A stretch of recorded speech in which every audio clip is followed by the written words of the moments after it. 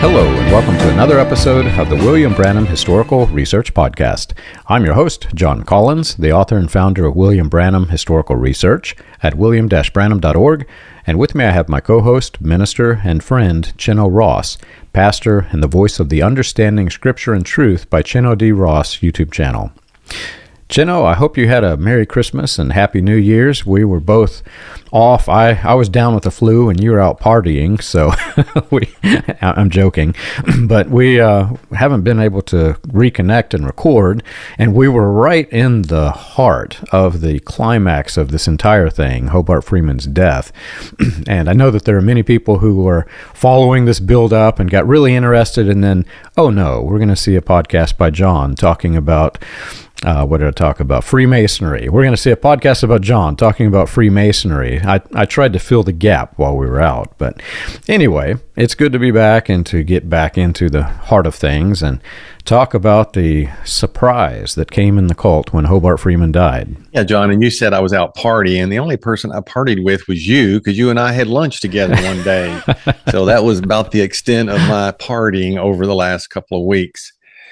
The last time we were talking about Hobart's poor health, I'm going to continue to do that today, some of the contributing factors that led to his death. So I'd like people to envision we're headed toward his death, but there are a lot of different roads that led to that. There were a lot of contributing factors in his own life. There were other factors happening in the church and around them.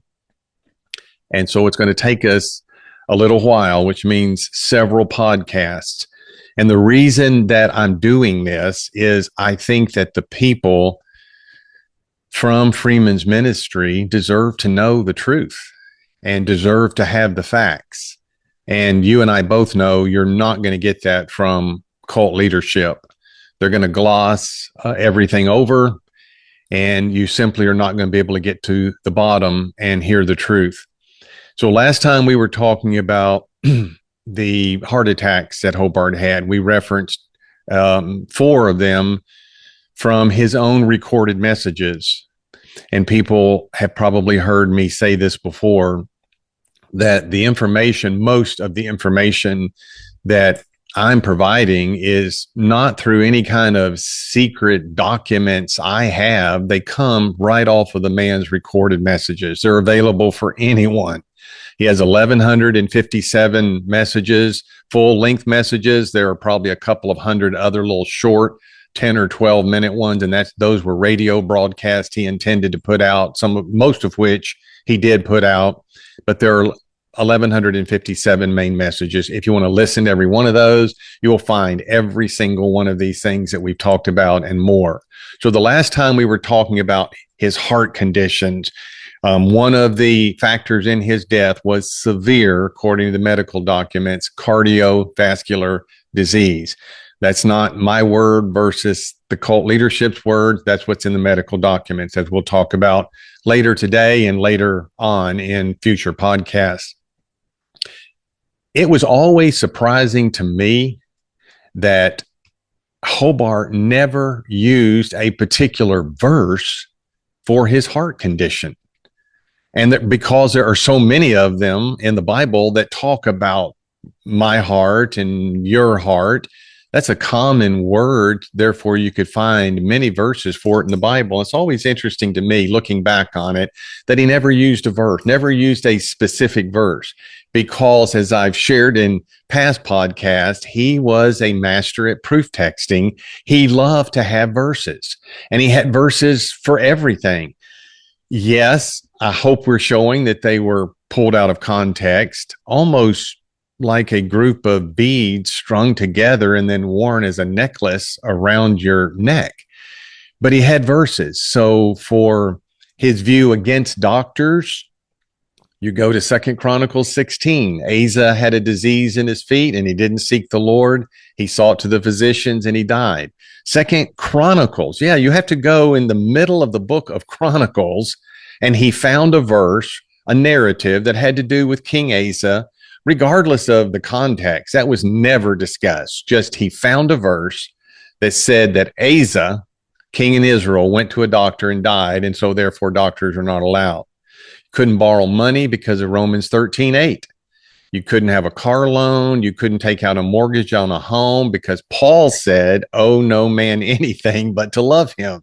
So there you go, that literal wooden-headed approach without taking anything in the context into consideration. No Christmas tree. Jeremiah 10 talks about it. It's interesting that that's 600 years BC. And Hobart also said that Christmas came from Roman Catholicism, but Jeremiah predates Roman Catholicism by 1,000 years. And yet he found a passage, Jeremiah 10, that talked about Christmas trees. You're not allowed to have those. You can't be a part of a club because of 2 Corinthians 6:14. Don't be unequally yoked with unbelievers. You can't be a part of a denominational church because Revelation 18 talks about great Babylon. Come out of her, my people. Don't partake with her of her sins.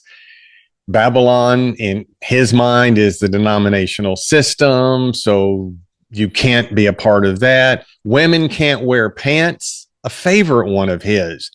And what's the basis for that? Deuteronomy 22:5. That's in the old covenant. And when we get to the new covenant, it is made so clear by the Apostle Paul that if you try to obey one part of the Mosaic legislation, then you're a debtor to do it all. And Paul says in Galatians 3 very clearly that if you do that, you put yourself under the curse. He said, cursed is every man that continueth not in all things that are written in the book of the law to do them. So it's interesting. All of these lists of don'ts, they're based on a particular verse. And I think even that last one I just mentioned, John, the pants and women not wearing them, that's not just in Freeman's group. That is widespread in all of your old Pentecostal sects. It is widespread in all of your old order non-Pentecostal groups like Brethren churches, Mennonite, Amish. I mean, it is a big deal in those groups to make sure that they keep a woman in a dress and not in a pair of pants. And you just can't, the Bible just does not legislate on certain articles of clothing. It just doesn't. Thankfully, it doesn't. And that is a huge problem in the world. And I think there are probably plenty of Freeman followers to this day, women who won't put a pair of pants on. Wherever they go, they're going to wear a dress. And they may say, no, I'm not basing this on Deuteronomy 22:5. I understand I can't do that. But I just think that no, they're still under the mindset of the cult. And bless their hearts, they probably really can't help themselves. And so it's interesting, Hobart didn't use a heart verse when he used a verse for everything else. And we know there are plenty of verses that talk about the believer's heart. Here's a verse I looked up, Psalm 112 and verse 7. My heart is fixed. Wouldn't that be a good one for a heart patient? My heart is fixed, trusting in the Lord. Psalm 112 and verse 7. But to my knowledge, he never used a particular verse, and I'm not exactly certain why, because he was so prone to do that on everything else. But there is a great verse that could have been used. Of course, we know you can't use that verse. It's not talking about the physical organ. It's talking about the psalmist is settled on a certain course of beliefs or a certain course of action. My heart is fixed. I'm going to believe God and trust God. It's not talking about your physical organ. But he easily could have used that. Why he didn't is a mystery. That type of hermeneutic approach, and hermeneutics means is the way you interpret scripture, is going to result in a train wreck in a person's attempt to understand scripture. Whatever the Bible means to us is what it meant when it was originally written. So why he didn't use a heart verse, I simply don't know. It's interesting because you have just described the majority of my 37 years of being in the Branham cult. Every single rule, every single doctrine, they all were summed up at pretty much how you just summed it up. However, I won't take this back to Branham. This is actually following in the era of Dowie. William Branham was mentored in the revivalists by F.F. Bosworth, who was a leader in the Zion City. I think he was leader of the Zion City Band, even, if I remember correctly. He wrote the book Christ the Healer, and he did exactly what you're talking about. He would take these passages and make it basically, I take the idea of he's trying to take something that doesn't really fit and bang it in with a sledgehammer. Well, he's sledgehammering verses that have no context whatsoever with what he's saying. That's right. But they sound really good if you think about just the words of what he's ripped out of context. And he was doing that. You can read Christ the Healer, and if you're not indoctrinated, you'll understand what I'm saying. But he takes these things out of context. Well, he was doing this, taught Branham how to do it. Branham basically furthered the doctrine of Dowie. And what you end up with is this hodgepodge collection of verses that really don't go together at all. But when you string them together, it's like cutting those little angels in the paper. I don't know if you've seen it, and you pull it apart. They all kind of look pretty, but they're not really angels. They're just a piece of paper, and somebody has made them, decorated it to make it look good. Yeah, it reminds me, John, of a story. Everyone knows a story in the Bible where it's in Acts 17. Paul had been at Thessalonica. Then he had traveled to Berea, and he left Berea alone and went down to Athens, and he was waiting on the rest of his party to join him. And down in Athens, Paul was going to share the gospel every opportunity he got. So if there's a synagogue in an area, there was in Athens, it was a big city, and all you needed were 10 Jewish men, and you could have a synagogue. You could have multiple synagogues. So he'd share the gospel in a synagogue, and he'd share it in the marketplace. And that's what he's doing when he first gets to Athens. And in the marketplace, this cultured, philosophical city in Athens, the marketplace was full of people who had all kinds of ideas and thoughts and philosophies and religions. And Luke, the author of Acts, mentions a couple of them, the Epicureans and Stoics, and they were listening to what Paul was saying, and they were a little puzzled. They thought he was teaching two new gods they hadn't heard. One, the god's name was Jesus, and the name of the other god was resurrection. And they just thought, this is really strange. We would like to hear more of what, and the King James translates the Greek word babbler. What more this babbler has to say. They go on and invite him to speak to the full Areopagus, and that's the big discourse that the second half of Acts 17 gives us that Paul gave on Mars Hill. But what that word babbler is a very interesting and unique word in the Greek language. And if you study out what a babbler was, or where that word came from, it reminds me so much of Dr. Freeman, because the word could easily be translated a gutter sparrow. A gutter sparrow. And what they meant by that, and what the Epicureans and Stoics meant by that, was someone who simply went around like a bird, picking up this little trinket, this little shiny object, this little twig, this little seed, this little twig of grass over here, and carrying it all back to its nest to make something out of it. I cannot think of a better way to describe Dr. Freeman than to call him a gutter sparrow. That's what Paul was falsely accused of by the Epicureans and Stoics. But I think it applies to Dowie, Branham, Bosworth, Freeman, plenty of people today who just run through the Bible, picking and choosing, grabbing these little snippets, a verse that has the word or has the phrase that you want it to have.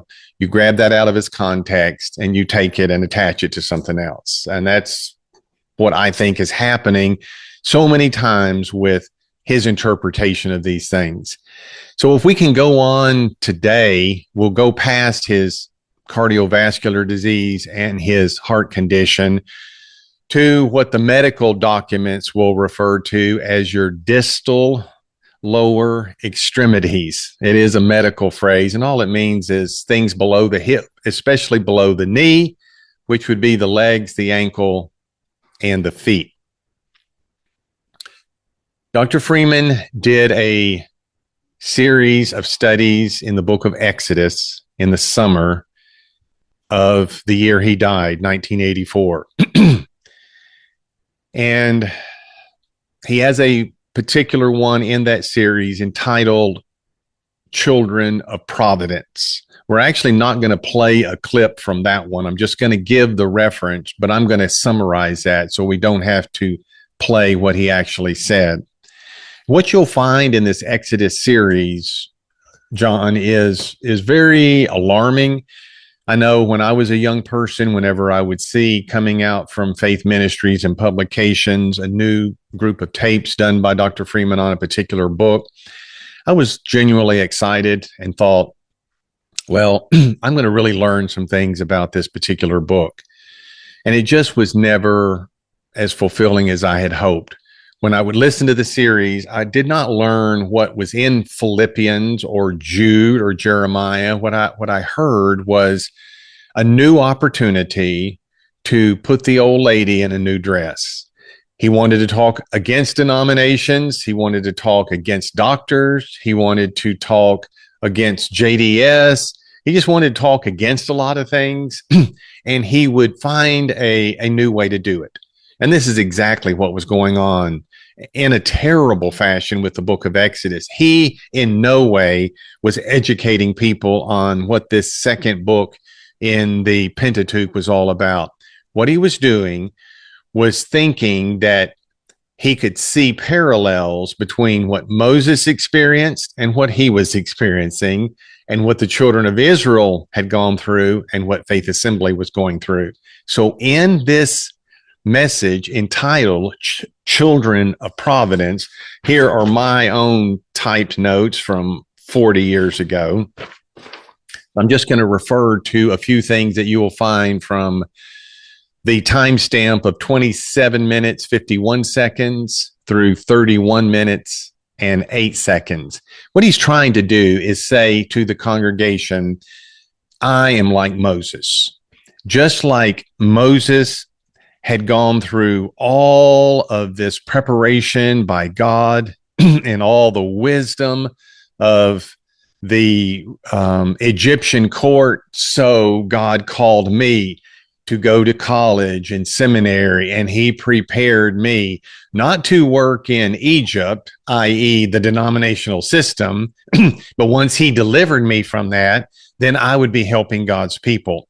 And he does the same thing with Moses being rescued from the basket in the river in Exodus 2.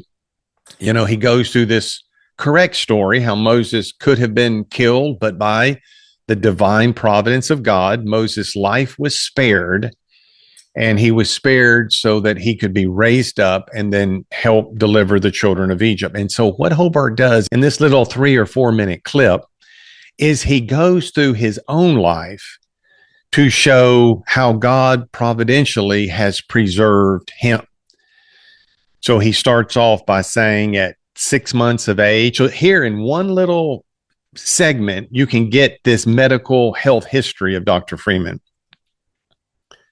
At 6 months of age, he had double pneumonia. He talks about it, said, you know, most people die from that, especially an infant, and especially if you have double pneumonia, if you have it in both lungs. 6 months of age, double pneumonia. At 16 months of age, he contracted the dreaded childhood disease of polio. This was before the Jonas Salk vaccine. This was a dreaded disease that parents did not want to see their children contract. And Hobart contracted that when he was a little younger than a year and a half old. And it affected his right leg and his right foot. At 10 years of age, he almost drowned in a swimming pool. And he tells that whole story, you know, miraculously, God saved my life. At 13 years of age, his other leg, his left leg, was, he said, basically shredded, the muscles, tendons, everything ripped out, torn apart, destroyed when he was run over by what he calls a big factory truck, 13 years of age. Then I think he talks about some other issues, but then he ends by saying that the enemies tried to put a heart attack on me, on several occasions, and we looked at that last time.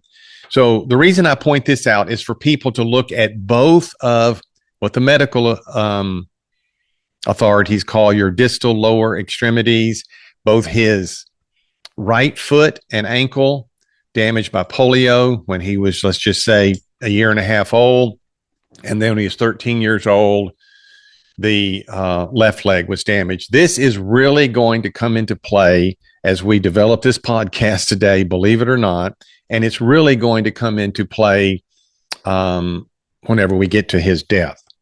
You were talking about Hobart talking through Moses and making the similarities and comparisons, trying to build himself up as a Moses figure. I'll never forget whenever that hit me. I was going through the sermons of Branham, much like you were going through the sermons of Hobart, and I was starting to notice that whenever he did talk about biblical figures, he would say, and this biblical figure did this, that, and the other, and then he would go into his own life story, and he would give details that sounded eerily similar to that figure. And suddenly it dawned on me what he's doing. This is what every con artist does. They try to suggest that they're greater than they actually are. And to the people listening, they don't really make that association in the middle of a sermon because they're not expecting somebody to do this. And when it first hit me, I thought, that's not so bad. I would like to see myself as a David or a Moses or a Paul.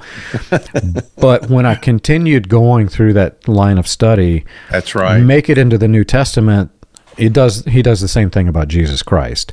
And that's the point at which I realized not only is he pulling the same tricks as a con artist, he's diving really deeply into heresy, because if you compare yourself to Jesus Christ, you're basically self-promoting yourself as a deity. And I could not take the self-promotion as William Branham anything close to Jesus Christ. So that's when I began to back off. And interestingly, as it relates to the podcast work that you and I are doing, that's what drove me deeper into studying some of the others. I wanted to see, did Hobart Freeman do it? Did Mike Bickle do it? And you can almost go right down the line. Every single destructive cult leader that I have examined in Christian cults, they all do the same thing with some biblical figure. And I came across an article. I doubt I'll find it for this podcast, but as I was digging through the research, I found this one article in I think the year was 1910, and the newspaper reporter says, what in the world are we coming to? We've got all of these men claiming to be Moseses or Davids or Jonahs or whatever it is, and they're all essentially, in other words, they're scamming the people. He said, when are we going to wake up and realize when somebody claims that they're Moses, they're not Moses? I did not realize, and probably don't realize to the extent you do, John, that other people have done this, but it was, to me, really obvious with Dr. Freeman, and it was really disturbing.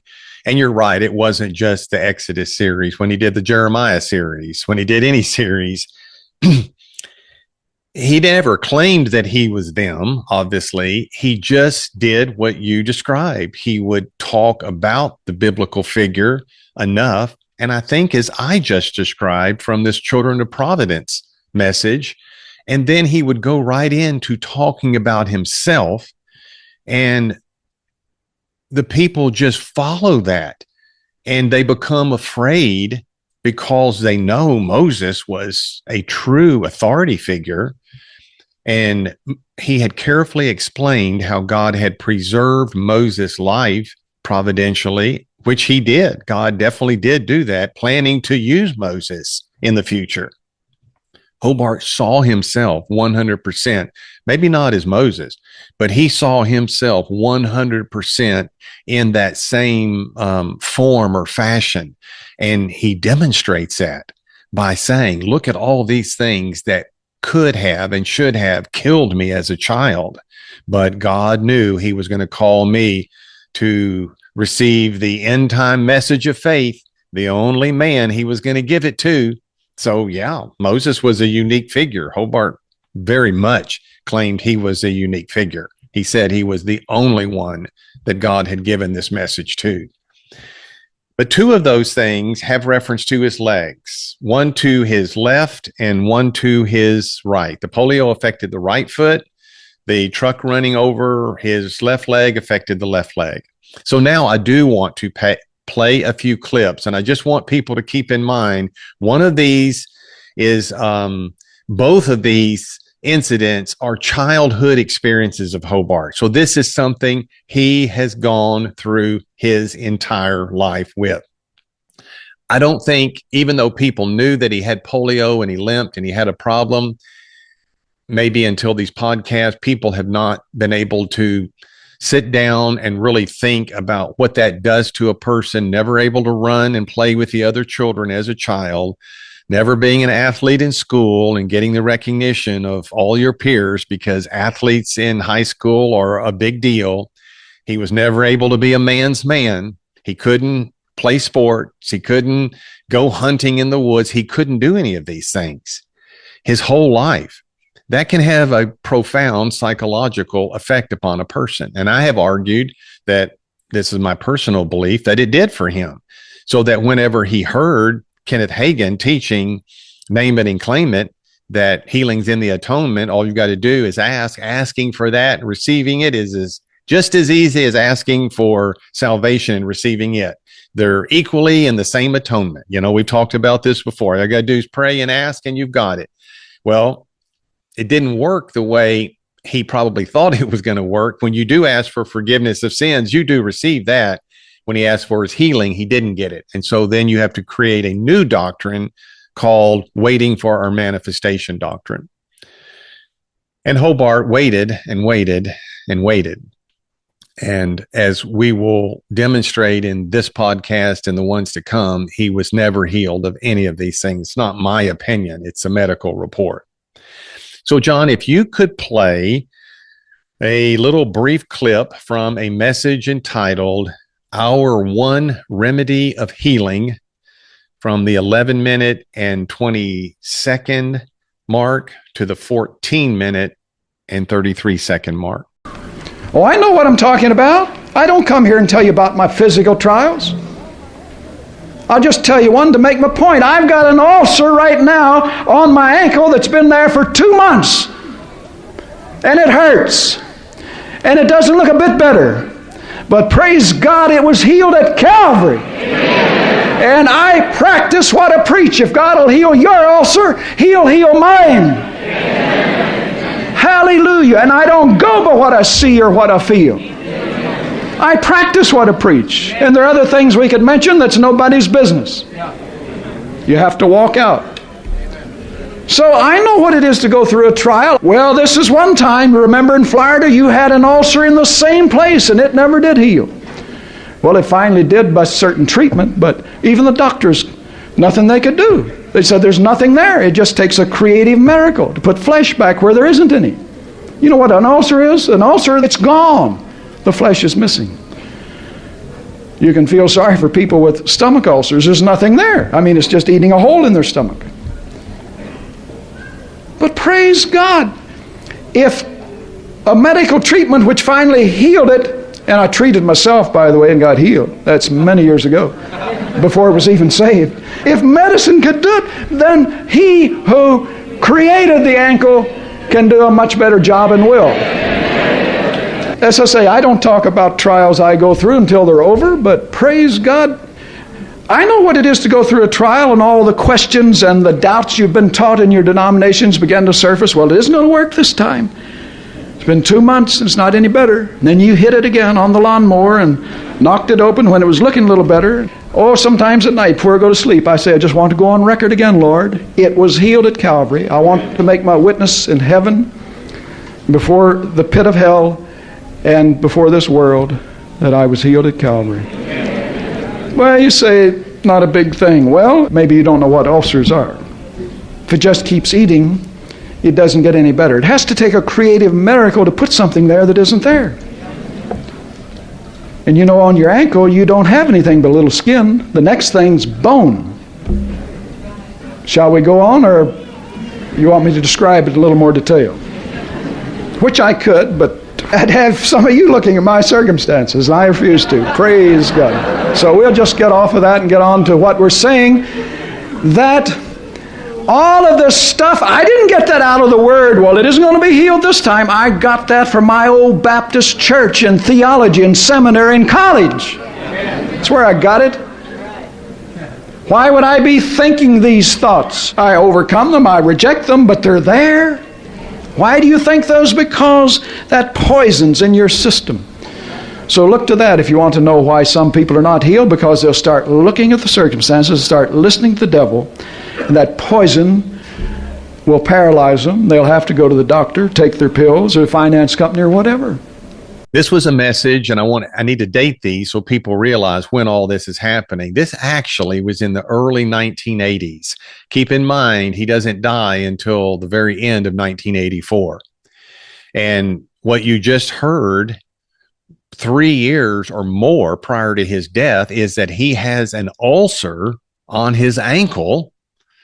He says it's been there 2 months. You can tell he's aggravated. He says it hurts. And then he kind of yells, but I was healed at Calvary. So this is a man 3 years, if not a little more, prior to his death, is announcing the fact that he has an ulcer on his ankle. That ulcer is on his left ankle. It's not the right one. It's on the leg, not the polio leg, but the one that was damaged by the big factory truck that ran over him. It's been there 2 months. He's in pain. He says that it hurts. And then, as you can hear, I hear frustration. I hear exasperation in his voice when he yells, but I'm healed at Calvary, instead of this quiet, but passionate and faithful trust in Jesus. But I know beyond a shadow of a doubt that I'm healed. I don't really hear that. I hear more frustration, and I don't really fault Dr. Freeman for being frustrated. I think he was in pain for a lot of the end of his life. Any of us who are in pain tend to be a little short in our nerves and short with people around us. So I would always give him the benefit of the doubt when it comes to that. But I want people to think, as we continue and finish this podcast, he's going to go on for the next 3.5 years with this wound on his left ankle. It never does get better. We're going to play some other clips as the time goes on. That is getting worse and worse and worse. And it's going to be one of the things that contribute to his death. Have you ever wondered how the Pentecostal movement started, or how the progression of modern Pentecostalism transitioned through the latter rain, charismatic, and other fringe movements into the New Apostolic Reformation? You can learn this and more on William Branham Historical Research's website, william-branham.org. On the books page of the website, you can find the compiled research of John Collins, Charles Paisley, Stephen Montgomery, John McKinnon, and others, with links to the paper, audio, and digital versions of each book. You can also find resources and documentation on various people and topics related to those movements. If you want to contribute to the cause, you can support the podcast by clicking the Contribute button at the top. And as always, be sure to like and subscribe to the audio or video version that you're listening to or watching. On behalf of William Branham Historical Research, we want to thank you for your support. You know, growing up and studying all of these different cults, you can't say that they're all attributed to similar factors, but knowing that Hobart Freeman was suffering and then watching the change in his demeanor after the suffering begins, you can clearly see a shift and a change. And what's really interesting, if you go back to the early years of when all of this was being birthed, right after the Latter Rain revival had broken out, Latter Rain movement starts to spread, and before it had been condemned, Branham never had a any sort of a physical ailment, but he did have a mental condition. We don't know what it was, but he talks about being a neurotic, and he says every 7 years it plagues me, and I've even had to go off the field. I am told by private reports that he was actually taken to a facility in Mexico for severe mental health issues. I'm not going to say what they said it was because I can't prove it, but the point I'm trying to make is, if you consider things like this and then consider how they act afterwards, it explains a heck of a lot of things. Whenever Hobart starts acting angry and violent at different people who aren't part of the cult, well, I've experienced chronic pain myself. I know how easy it is to be angered about something that irritates you. You're already being irritated. So when you factor that in, the thing that you really need to realize is sometimes that factors into the doctrines, and doctrines will begin to emerge that would have never emerged had he not been in chronic pain. The fortunate thing, if you can look at any of this with a good positive outlook, the fortunate thing is actually that he died, because as that pain developed and got worse, think of how much worse the cult destructive nature would have become. Yes, John, of course, I agree. Of course, neither you nor I are justifying any of their bad behavior or bad doctrine, but we are trying to humanize it and look at it and say, yeah, if I was in that much pain, I might have been yelling at people around me as well. But of course, the problem is you shouldn't have been in that much pain because you shouldn't have been believing your false doctrines. However, if you want to believe your false doctrines, by all means, go right ahead. Just don't put that on other people. When you were saying and sharing what you were there about William Branham and maybe a mental state, I was looking at, because I do have an autopsy report, which I'm not going to put up on the screen and show, but I knew I had read something in it, and I'm looking at the last page of the autopsy report, and it does note some type of disease in cerebral arteries. So that's all I'm going to say about that. But it does make you wonder what's actually going on, inside Hobart's mind. I know what was going on in his body, and it was pretty bad, pretty damaging, and pretty painful. So there were other occasions during the early 1980s, John, where Hobart references this ulcer, or as we're going to see in a moment, he ends up calling it a hole in his foot because the ulcer has never healed, and it gets worse and worse and worse. We're not going to look at all of those. I'll just mention a couple of things. We are going to play one toward the very end of his life, so that I've got this bookend from whenever he's first beginning to talk about the ulcer on his left ankle to where he's going to end up dying partially as a result of what's going on his foot. But on some of the messages, he will say things like, well, if you see me leaning on the pulpit, he said this on more than one occasion, he's leaning on the pulpit on his right leg. If you see me leaning, it's not because I'm nervous or something, but it's because I'm hurting in my other foot, and I can't put any pressure on that. In this article, which, I can show because this came from Charisma magazine, the February 1985 edition, there is a picture that you can see of Hobart Freeman. This was a couple of months prior to his death. This was on the same day that he was arrested, booked, fingerprinted, and went before a judge because of complicity in the death of 15-year-old Pamela Meany. And what I wanted people to notice in the picture is he actually is holding on to the arm of the sheriff's deputy trying to navigate his way out of the courthouse and down the steps. He's actually holding on to his arm. That is Mark Yoder, by the way, in front of him.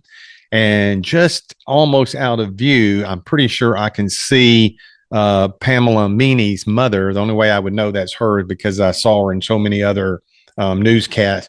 But the reason I was bringing this particular article to focus, again, it's Charisma Magazine, February 1985, page 110, is because they share they did some interviewing of people in the church, and they knew from these people that Hobart had not been well.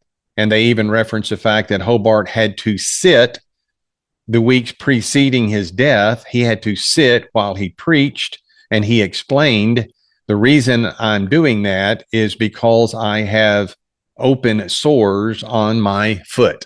He couldn't even stand up. He had to sit to preach. So he went from having an ulcer to it hurting enough that he would lean on the pulpit, to it hurting enough where he had to sit to preach, to it hurting so bad that it put him in bed. So we are going to come, John, to another clip that I want you to play. This, again, is back to the series on exhortations from Exodus. If you want to hear Hobart at his worst, this was the last summer of his life. I think there were about 9 messages he preached in Exodus. He didn't get very far in the book because he didn't live. But you will see him transferring everything from Exodus to Faith Assembly and to himself. He expected to be delivered. He called Faith Assembly the burning bush, just like Moses saw a burning bush. Faith Assembly is the burning bush, the light in the community, the light in northern Indiana. And he said, just as no one could put out that burning bush, no one can put out Faith Assembly. Guess what? Hobart died. They put the fire of the bush out. The church split up, and those people are all gone. So the people who won, unfortunately, were not the church members, but the people who won were the legal authorities, the educational authorities, the health department, the law enforcement authorities, because Dr. Freeman was operating a very dangerous cult. And one other comment, and you said the only good news is that he did die. And I have to agree. And I don't mean that in any hard-hearted or cold-hearted fashion. But the day I found out that he had died, I will share that story on a future podcast. The day I found that out, you will not believe who I called on the phone immediately. And because I was so thankful that he was finally off the scene, because for this one reason, not because I'm glad Hobart's dead, but I thought if he was off the scene, surely that will open people's eyes. Didn't do it one iota. It just entrenched people in their belief. But if we could play this message from the exhortations from Exodus, it's entitled The Night of the Lord. That's the night of the Lord when God went through and killed all the firstborn except the Jewish people. The night of the Lord, from 10 minute, 41 seconds through 11 minute and 12 seconds. That hole in my foot that's healed by faith, that looked bigger today than it did 6 months ago. Dear friends, if you take thought, it begins to hurt. But when I don't take thought, I forget it's there, and I just go ahead and walk on it. You see, there's a relationship of what you think and the way you feel. And there's a relationship by what you think and your deliverance that's about to come on the night of the Lord. So when was this done? It was done in the summer of 1984. We just heard an earlier clip from the early 80s. Now we are the summer prior to his death in December of 1984, where he says, that hole in my foot looks bigger than it did 6 months ago. Poor guy. So he has an ulcer, just like a boil. He has a boil, an ulcer that he has never treated. So it is highly, highly infected. And it has turned into gangrene. That is one of the things we'll see both in the coroner's verdict, and which was also told in much detail, more detail than we will share, in the autopsy report, that just literally ate away his left ankle with a tremendous amount of pain involved. And he references it in this message, saying that hole looks bigger than it did 6 months ago. And I want to mention, you've said it a couple of times, but you have the full autopsy report. It's not legal for us to put that out, so we can't just show it on the screen or put it on the website. However, there are things that been documenting all kinds of things, and we've held up items of research for people to see on the screen. This year, I am building out the Hobart Freeman section of the website, william-branham.org. So eventually, later this year, you'll be able to go and see many of the things that you've been holding up. And some of it is priceless because it might be a chicken scratch note by Hobart Freeman. The point I'm trying to make is it's not just that we're saying these things with no substance. You have the evidence. Otherwise, I wouldn't have even put it on the podcast. And very clearly, he died of things that he was telling other people that they could be cured of if they would just simply believe. Yet he died. And that's really the crux of all of this. You're talking about the church kind of imploding and all of that. It's really odd and scary when you think about it, because it is almost, if you're a fan of movies or sci-fi, it's almost like people turn into a zombie-like state. I'm not going to say they're zombies, but mentally they turn into a zombie-like state when the cult leader dies, because you're faced with the question, either A, is he a true man of God and everything that he said true, or B, did we just witness the whole thing implode because he was lying to us? And sadly, people who are indoctrinated and under the mind control of a cult leader, they will never really accept the fact that their leader was in fact lying to them. And so cognitive dissonance sets in, and they'll actually burrow themselves more deeply into the cult doctrine. So it actually becomes worse after the leader dies. And the weird irony of what you said, which was sparking all these memories, many cult leaders do this. Branham did it throughout his ministry. I'm certain Hobart probably did as well. As they get more destructive, they realize that they're getting destructive and going off the rails, and they say things randomly like, the government's going to be cracking down on us. One day they'll close our doors. You just watch. One day they'll close our doors. Branham did this continually. There's another cult that spun off of Branhamism just right down the road, where there's a female cult leader, and she had this bulletproof glass put up in her church. She said, one day the government's going to come in and they're going to take shots at me. I mean, that's how it works, because mentally they're so unstable when they go destructive that they're on edge the entire time. The irony of all of this is, like you said with your cult, once I started publishing the tax documents, the cult themselves shut the headquarters church down, and they moved into another building. It's kind of a funny story, because after Branham said one day the government will shut these doors down, well, the cult leadership after he died shut the doors down. But nobody really remembers that because of that cognitive dissonance. The leader died, they burrow deeper and deeper into the cult doctrine, and just basically put their heads in the sand. Hobart said all the time, John, from way, way, way back when, that we'll not always get to meet freely in this country like we are today. You know, way from the early 70s, just sowing, and there maybe we won't. Nobody knows what's going to happen in American history with regard to Christianity. But to your point, I just think it's part of that elitism mindset. It's always us against them, our little group here. We're not going to always be able to meet freely. So why is it some of you people are missing some of the weekly services? God only going to make this available for so long. And then, the authorities will come in and shut us down. And whenever in these podcasts we get through talking about Dr. Freeman's death, and that's not the end of this series. It's not the end of this podcast. We have a lot to say about what happened at Faith Assembly post Hobart Freeman's death. And for people to know, to be precise and factual, I can say this: pursuant to Indiana Code 36-2-14-18, when a coroner investigates a death, and the coroner was Gerald Eastland. He went by the name Gary, but Gary Eastland was the Kosciuszko County, Indiana coroner at the time of Dr. Freeman's death. When a coroner investigates a death, the public must have access to records that include, among other things, there are more things you can research, the following: the name, age, address, sex, and race of the deceased. This is all Indiana documents. You can get them online. The location where the body was found, and if different, the location where the death occurred. The name of the person reporting the death. The name of the person certifying the death. The date and location of the autopsy. the name of the person who performed the autopsy, and probable cause, probable manner, and probable mechanism of death.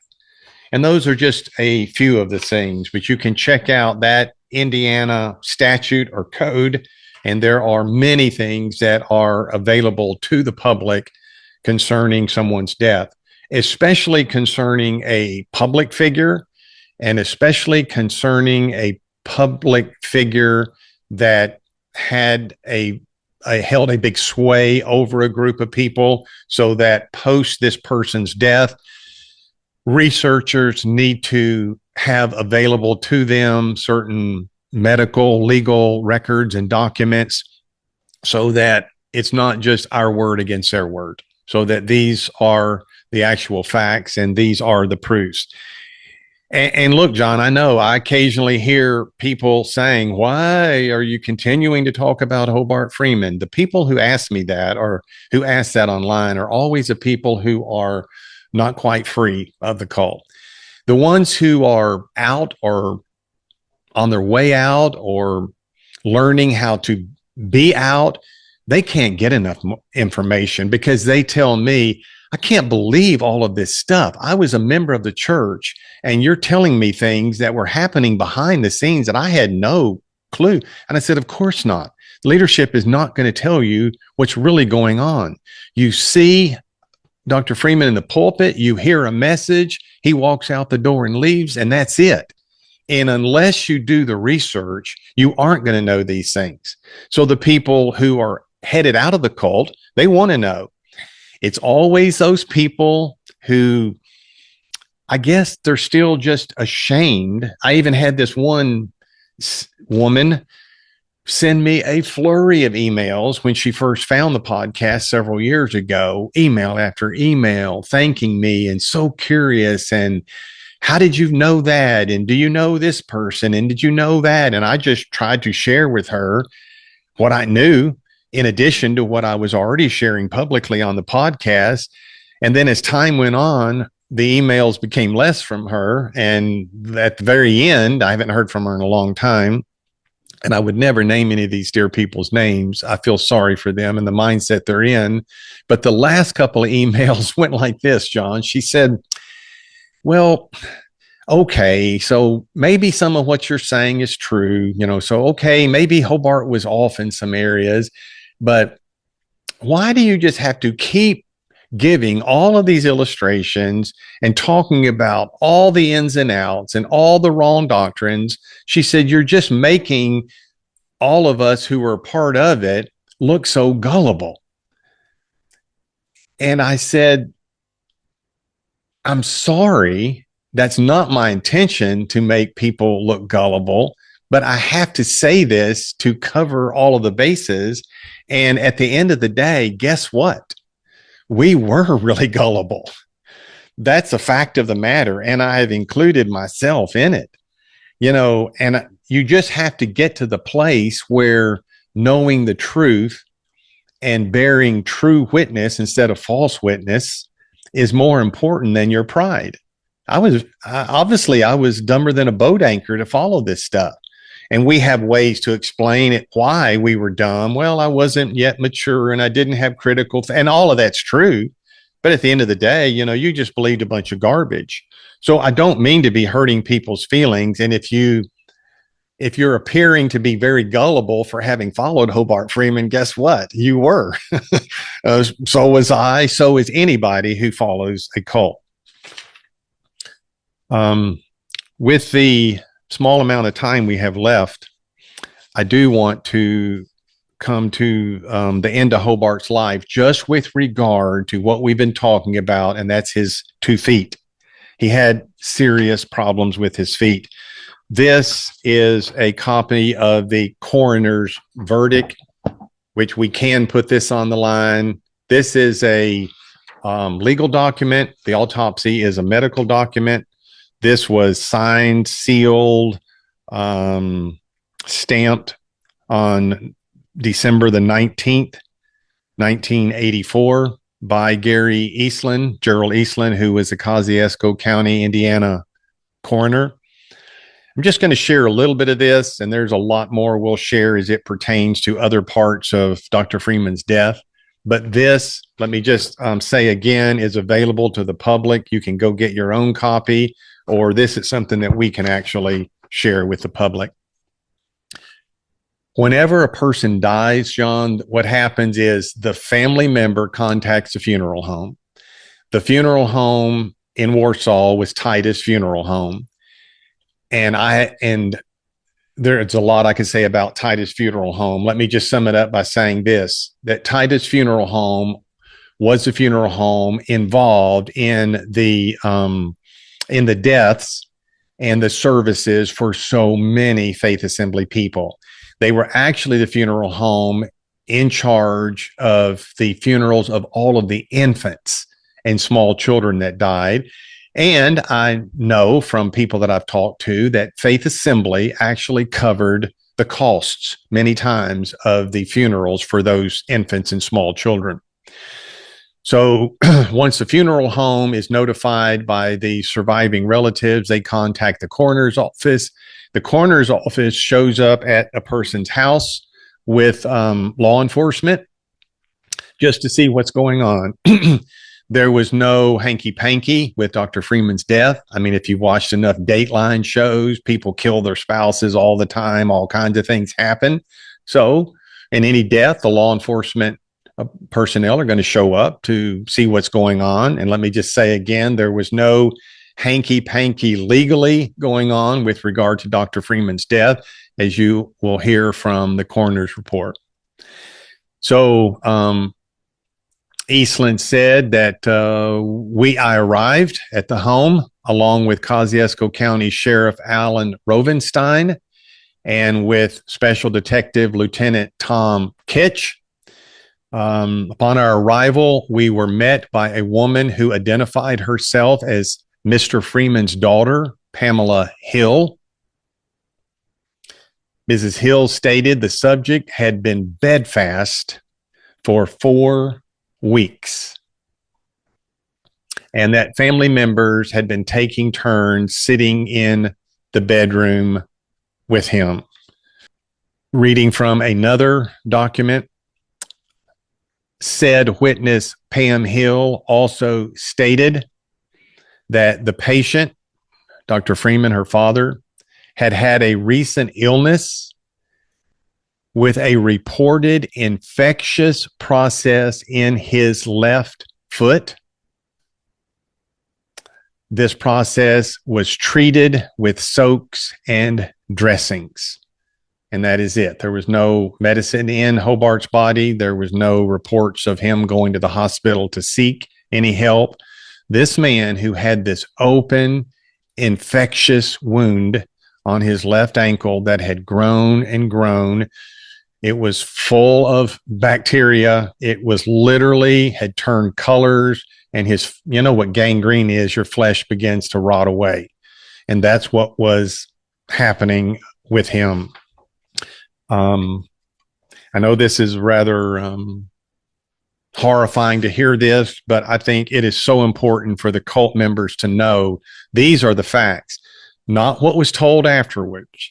And I will always fault the leadership of that church, starting with June Freeman, the wife. I feel so sorry that she had to be an abused woman and go through having to take care of your husband like this, a man that she loves, and watch him suffer and watch him literally die in his own bed in his own house. She should never have had to go through that. But after all that happened, those people, including June, including the daughters, including high-ranking ministers, they knew exactly how Dr. Freeman died. They were there. They saw it. They witnessed it. They saw the man. They knew exactly how he died. And not one of them came out to announce to the church, this is what happened. Everything is pushed under the rug. We're going to talk about this later. They're actually waiting for him to be resuscitated and come back to life and come back to the podium. And that was a horrible thing for the leadership in that church to be a part of. You know, John, this is just basic Christianity. This is basic Judaism. Thou shalt not bear false witness. This is the Mosaic under the old covenant law. You've got to be transparent and you've got to tell the truth.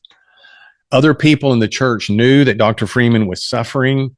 I have an interview I did on December the 29th of 2024 with a member of that church, Eileen Nieder, that I am still friends with today. This sister lives up in the state of Michigan. She told me that when she found out that Hobart had such a bad ulcer on his left foot, she went over to the Freeman home, knocked on the door, got to go in, was able to speak with June and Hobart, and she had brought him some KM. I don't know if you know what KM is. You can look it up online, but it's a dark liquid potassium health supplement. And she was trying her best to help him out.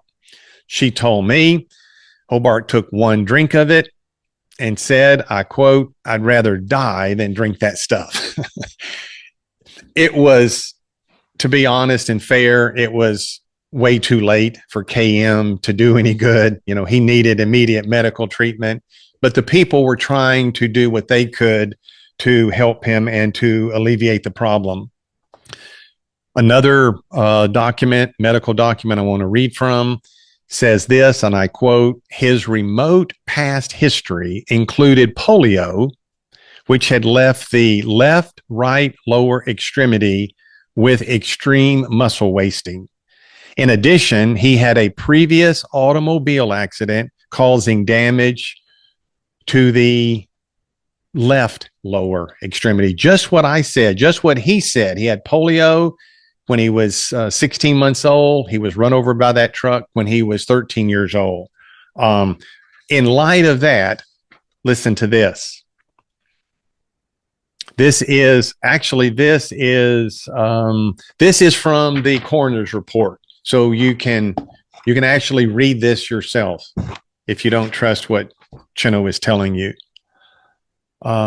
Apparently, Mr. Freeman suffered from severely deformed feet, plural, due to early childhood polio and accident. Here's the sentence I want everyone to hear, and I bet they probably never heard this in their life. And probably the only people that knew this would have been June and Hobart's daughters. But this is available. I'm going to say it for the fifth time, sixth time, seventh time. It's the coroner's verdict. It's not a medical document. It's a legal document. It's available to everyone. Specially constructed orthopedic shoes were a must for the man to even get out of bed, according to Mrs. Freeman. Couldn't even get out of bed without specially made orthopedic shoes, one for the left foot, one for the right foot. Now, here's where we're going to end this, John, and I know we might have gone a little long, but this is just critically important for everyone to know. How did that ulcer first arise on his foot? We also know the answer to that question. How did that ulcer first arise on his foot? This is not private information. This is on Dr. Freeman's tapes. Most of what I have said are on Dr. Freeman's own messages. Dr. Freeman, when he became a member of the charismatic movement in 1966, he claimed his healing for his polio. He claimed his healing for his heart condition. He threw away all of his heart medication. He was on 2 different medications, nitroglycerin and something else for life. He threw away his heart medication. What he did not do, he did not get rid of his orthopedic shoes. In the late 1960s and early 1970s, growing legs out, that was just the in thing. And we've talked about this on previous podcasts. Everywhere you went, people were saying, don't you know Jesus is growing out everybody's short leg? We're not going to go down that path. That's on an earlier podcast. Hobart submitted himself to people praying for him on numerous occasions because he wanted his legs to be normal. Never happened. In the early 70s, he finally realized, I can't ask for prayer anymore. I've got to stand on my original prayer. What Hobart was asking for, John, was not a 1/4 inch leg length. He needed creative miracles in both of his ankles and both of his feet. He didn't need a healing. He needed an absolute New Testament biblical miracle like people did receive in the Bible. The cripple and the lame were made whole, and they were able to run and dance and walk and leap and praise God. Hobart always wore those shoes, but he said on his messages, on many of them, and we played this before, that in the trunk of my Cadillac is a pair of new shoes whenever my healing is manifested. And when I heard those things, even young in my agreement with Freeman, I wondered about that. To me, that seemed like a contradiction to what he was claiming. And to me, it seemed like it was inconsistent with what he was requiring of everybody else. If somebody else had a pair of glasses on, you had to take them off and destroy them. And that was how you showed you would act your faith. And what I marveled over is, why didn't that church band together and go up to Hobart and say, when you get rid of your orthopedic shoe, then we'll deal with our eyes. But as long as you're wearing specially made orthopedic shoes, waiting for your healing, as long as you're doing that, I'm going to do the same thing. I'm going to wear my glasses and wait for my healing. And when you want to get rid of your shoes, maybe we'll all do it together and we'll get rid of our glasses. Hobart never did that. What caused the ulcer? Hobart had to have specially made shoes, which were made at a company up in Chicago, Illinois. That company went out of business. Hobart had to find these shoes elsewhere. And when he found them, they were not a proper fit. And what did he do? He wore them anyway. He wore these shoes anyway. And you know what a bad shoe fit will do to your ankle. We've all experienced that. It'll rub a blister before you know it. We can just change shoes, just wear another pair of shoes. We can go without shoes if we have to. Dr. Freeman, bless his heart, simply couldn't do that. According to June Freeman, this isn't me, this isn't Chino reporting, this is the coroner quoting June Freeman, Hobart's wife. She said the man couldn't even get out of bed without special shoes on both of those feet. So I just find it, John, so ironic that this man who put people under so much pressure and fear and bondage to get rid of their glasses, don't go to the doctor, get rid of your pills, no medication. And these people faithfully followed him and did that. And some of them died as a result. This man who told them to do that actually did not do that himself for his orthopedic shoes. And it's one of the contributing factors leading to his death. So we've gone long, and the only thing that I will add is this. In comment to, you mentioned that you had somebody who was saying, why are you publishing these things about Hobart Freeman? Since day one, before I even had a YouTube site or a podcast, anything like this, people were saying the same things about me. Why are you doing this about William Branham? And then when I branched out to all of these other cults that came, descended from Branhamism, it's like left and right onslaught of these kind of questions. Why are you doing this? Why don't you just publish the positive? We have to understand this is like a balanced scale of truth, and they have weighted the scale in one direction. And because they've done this, people run with it thinking these things are true, and they will continue to spin off similar destructive groups. Unless somebody balances the scale, this will continue in error. But more to the point, if you go back to the early histories of Hobart Freeman, William Branham, A.A. Allen, all of these different groups that were in this type of movement, in the early years, whenever the news was positive, they proudly held it up in their sermons. Yes. They published it in their magazines. They said, look what the news is saying. This is real, folks.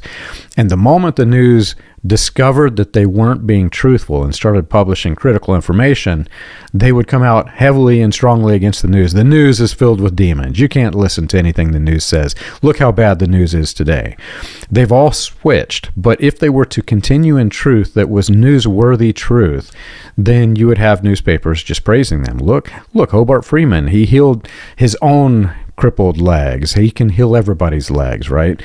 What happens is you don't want the truth to be published, and that's the sad truth of all of this. So thank you for helping me balance the scales.